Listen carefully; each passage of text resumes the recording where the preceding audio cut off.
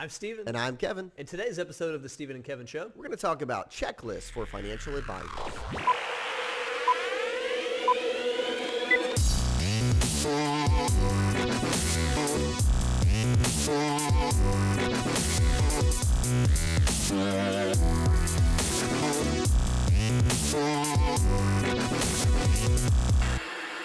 welcome back to episode number 71 of the Steven and Kevin Show. Today we're going to be talking about checklists. Kevin, why checklist? Well, the checklists are everyone's favorite topic, right? I mean, there's such an exciting and fun topic to get into. Actually, that's usually, it's the contrary to that. But look, checklists are important for a couple of reasons. One, consistency within your business, right? Two, training people. Three, also, I was thinking about this the other day. What about just the value of your business? If you have set processes and procedures within your business and you get to a point where your business is on the market, it seems like it would be more valuable. Oh, infinitely. And you know what's funny to me is that the people who most need checklists don't use them. And the people who least need checklists use them all the time. Yes, because there is an extreme of this. Like I was talking to an advisor who had over 100 different checklists for every little piece of his business. And when I was talking to one of his team members, he wanted me to coach one of his team members. And I said, so how often do you use all these checklists? He's like, man, we don't use them. He's like, I really don't use them. And he's like, there's a couple that we use consistently, but other than that, we don't look at these things. Yeah, so I think as with many of our recommendations, we're advocates of this concept, but in moderation. And I think you could say that with pretty much any practice management concept that, with marketing, it's one thing. If you get carried away in a certain marketing initiative, it's probably a good thing. And you want to go nutty with that kind of thing. Right. But on a practice management level of how you run your business, you want to use all of these things. You want to use them well, but you can't get absorbed into it to a point to where this is all you're doing every day is building out checklists and standard operating procedures. And it's at the cost of the behavior you're actually looking for. You're looking to be more efficient, and you're actually becoming the opposite. So today we're gonna shortcut that process by telling you what checklists we think you ought to have. Mm-hmm. We're going to give you some examples of those, and we're going to talk a little bit about some tips to help you do this more effectively than most. Yeah, a lot of this derived or came out of the book, the Checklist Manifesto. It's by Atul Gawande. It's such a good book. Grab a copy of this. We've gone through it a number of times, and he has a number of case studies. I mean, the guy's a surgeon, and he talks about how doctors can use checklists. And if a doctor can use a checklist, you can use a checklist too, right? Now, to your point, Stephen, about overdoing this or, you becoming less efficient because you have too many checklists. Within an advisor's business, how many checklists do you think that they should have? That's a good question. 8 to 10 maybe? Yeah, that's what I was thinking too. There's probably 8 to 10 kind of core processes that you do on a regular basis that are checklist worthy. Yeah, and we realize we probably shouldn't give that disclaimer getting into today's session because the vast majority of people out there don't have any checklist or standard operating procedures at all. Mm-hmm. So for many of you out there, this is going to be something that should be started rather than something that should be scaled back. So checklist tip number 1, define a clear starting point. Think about this for a second. Think about if you gave the task, one of our events, we should totally do this, have everyone create a checklist for boiling an egg, okay? So like we would tell everyone, okay, start writing a checklist for boiling an egg. Now, different people I bet you would have a number of different checklists, but you'd have a ton of different starting points. So you'd have some people who would say, well, step 1 is, turn on the stove, right? Boil the water, right? Or step 1 being be hungry for an egg. Or step 1 being drive to the grocery store and buy eggs, right? So you need a clear starting point. Like what is the trigger that says, okay, once this happens, then we start executing the checklist. That's the word for it, Kevin. Yeah. Trigger is the word. Mm-hmm. That says, hey, when you take on a new client, right, when that paperwork arrives, that's what triggers this checklist. Exactly. So, and by the way, we're going to use terms like checklist today. That's going to be the core of it, but you can look at this in different angles. Standard operating procedures, your manual, if all of these are compilated into one area. Yep. But today we're talking about checklist. Number 2 here, the tip that we're going to offer when it comes to checklists is to focus on the most essential steps. There is a big difference between instructions and a checklist, right? Instructions would give you infinite detail and would allow someone who has never done this process before to actually complete it.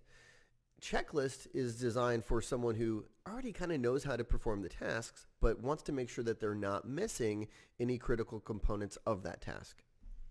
Number 3, don't overlook formatting. So if this is a checklist that's been scribbled down with somebody with poor handwriting, it's not it's not as cool as if you had one. You'll notice in the guide that we have for coaching clients and in our learning center, they've been well formatted. They're things that look like they're official. They look like you should stick with it and maybe have it posted on your desk somewhere. Yeah, exactly. You could laminate it, right? You could use it in a number. It needs to look nice, right? Number 4 is you don't need a checklist for your checklist. And this is to our point earlier of like there's probably 8 to 10 core checklists that you should have, and people overdo this without a doubt. Yeah, absolutely. Number 5, if your team doesn't believe the checklist is useful, it is worthless. So we say that to mean that this ought to be a collaboration. It shouldn't be that the team leader goes into a hole and says, you know what, I'm going to make sure everybody's doing their job right, and I'm going to make a checklist for everything they do to make sure it is spit, shine, and polished. Now, this is more of, hey, Kevin, let's sit down and go through. I want to make sure that we document some of what you're doing around onboarding new clients, just so that we have our 8 to 10 most critical functions documented and established. Let's work together to create this. Yeah, and that you get buy-in, right? And when people feel like that they're a part of the process, they're way more likely to actually implement it. And you're letting them know this is an overall effort of the business. We're going to build out 8 or 10 of these most important checklists. This is not an effort to get you to write down and document all of what you're doing so we can replace you, right? Because you get some people who are like, hold on, you want me to write down everything in specific order? Very true. Should I be looking? That's very, very true. Number 6 here, and this is the close cousin to number 1, which was create an endpoint for your checklist, right? I mean, if you have a clear starting point, you need a clear endpoint as well, right? That checklist also should have a home. Like if it's going to be a physical document and someone's actually going to complete it, like where does it go once it's done to document like, okay, this has been completed? Right, absolutely. So those are in general tips. I think it's going to be more helpful for you to hear some real life examples of the types of checklists that we recommend. Again, this is all, we have a guide called Essential Checklist. It lives in the Learning Center. If you have some interest in that program, check it out. It's a great series. But we're going to go through a few types of the checklists that are covered in that document. Number 1, we mentioned onboarding. Yeah. The first 30 to 60 days out of the gate with a new client is super important.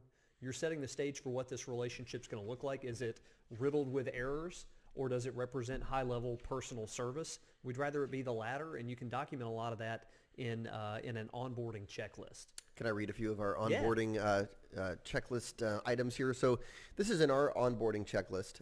So you can, it starts with send welcome email outlining process about the team, meeting agenda, directions, parking. Second, it says mail handwritten note expressing appreciation. Next, mail new client gift. Send small gift to referrer if applicable, add to birthday holiday card list, add email to newsletter, connect on LinkedIn, set up online account access, enter all information to CRM. I mean, it just keeps going and going and going. But these are all these little things that you should be doing when you have a new client, and they're easy to forget, 1 or 2. So if you don't go through that and you don't check off every time you have a new client and go through that actual list, is it conceivable that you forget to connect with them on LinkedIn? Conceivable that you miss the step of rewarding the referrer. Absolutely. There's a lot of little things in there that add up to a big, nice impression. I totally agree. The opposite of that is offboarding, right? So when you lose a client, you should probably have a process in terms of what you go through, and to maybe uncover some feedback, to make sure that they're disconnected in a number of different ways. They're still not, maybe you do want them to get your newsletter still, but there's a lot of things there that you could go through. You should have a process around it. Discovery meetings. There ought to be a process for not only conducting the meeting, but preparing for it and following up on it as well. Yes. Client review meetings, same thing there. And this is something that you do all the time, right? And I think that's the trap that we get caught into. Like we do onboarding meetings, or not onboarding, but client review meetings all the time. So do we really need a checklist for that? Well, if you want to raise your game when it comes to that thing, that particular item, then you probably should have a checklist so you don't forget all the little things that make it an exceptional experience. So let's think about that example for a second, Kevin. Let's say you're having review meetings, but in this year, one of your big initiatives is to talk with people about the protection they have, the insurance policies they have.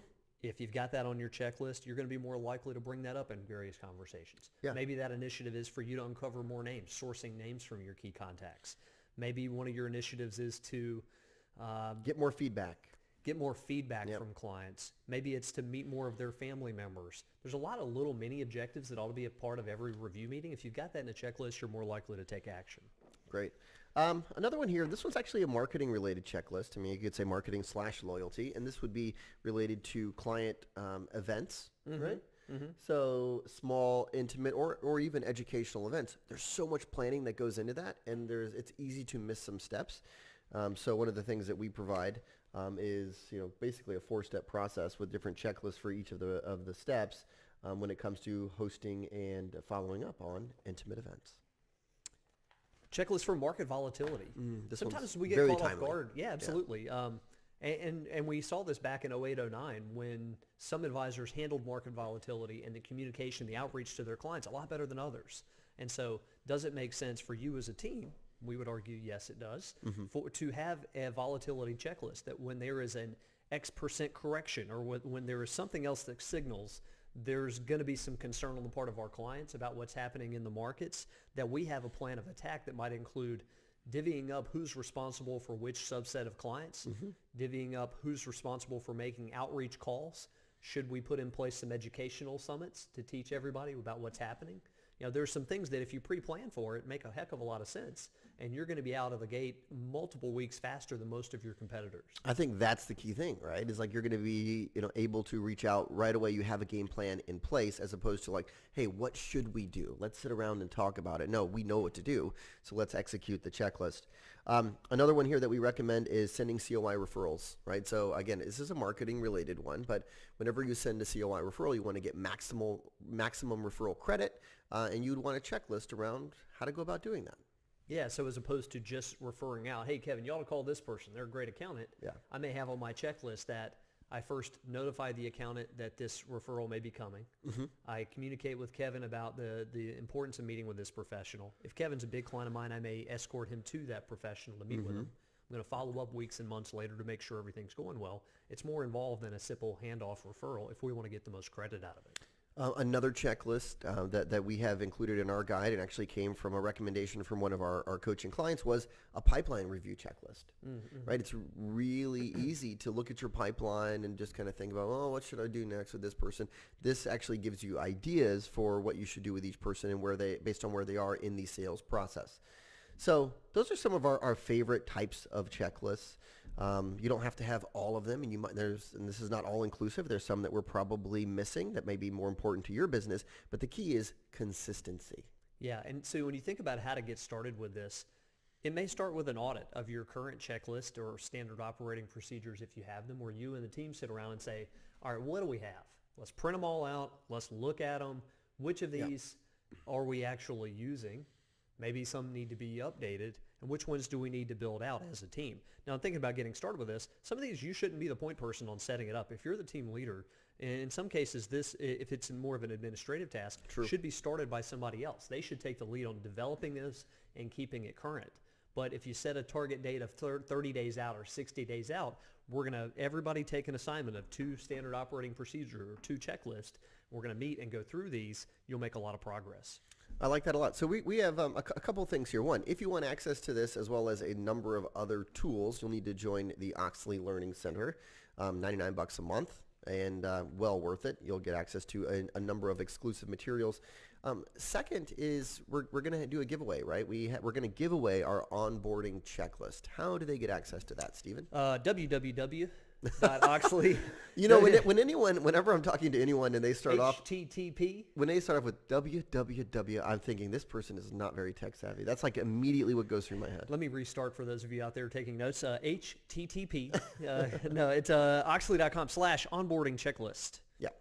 And you'll get a free copy. So thanks for joining, everybody. If you haven't already, subscribe to our YouTube channel. We would appreciate it. Thanks for joining.